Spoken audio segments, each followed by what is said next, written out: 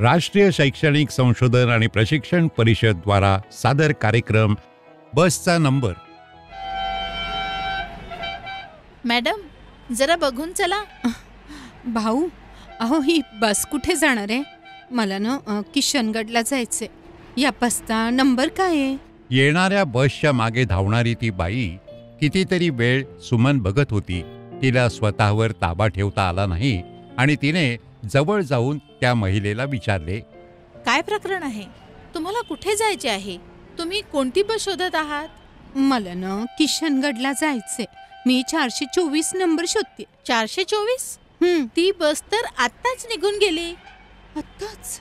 मला माहीतच नव्हतं. ओहो, मात्र बसच्या पुढील बाजूस नंबर लिहिलेला होता. बघितलं नाही का?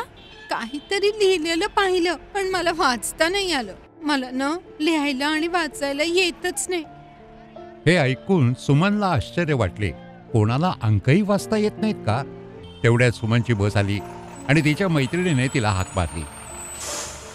ए सुमन, लवकर ये. अगं नाही तर बस चुकेल ग. लवकर ये. तू जा, मी दुसऱ्या बसने येते. ठीक आहे. अगं स्वतःची काळजी घे. या, मी तुम्हाला योग्य बसमध्ये जाण्यास मदत करते. खूप बरं होईल. काही बस गेल्यावर सुमनला 424 क्रमांकाची बस येताना दिसली. 424? बघा, तुमची बस आली आहे. ती तुम्हाला किशनगड येथे सोडेल. खूप खूप आभार. स्वतःची काळजी घ्या.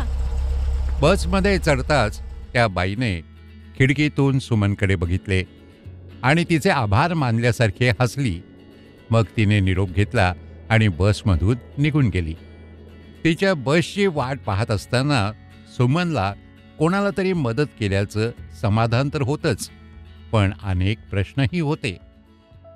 हे कसे संभव आहे?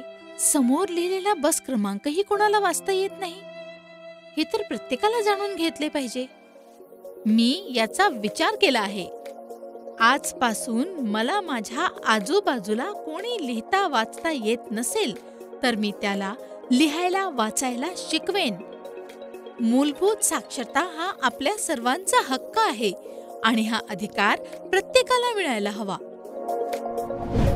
आताच आपण ऐकत होता राष्ट्रीय शैक्षणिक संशोधन आणि प्रशिक्षण परिषद द्वारा सादर कार्यक्रम बसचा number.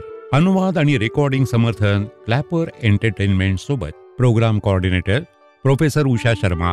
Academic support Yachna Gupta.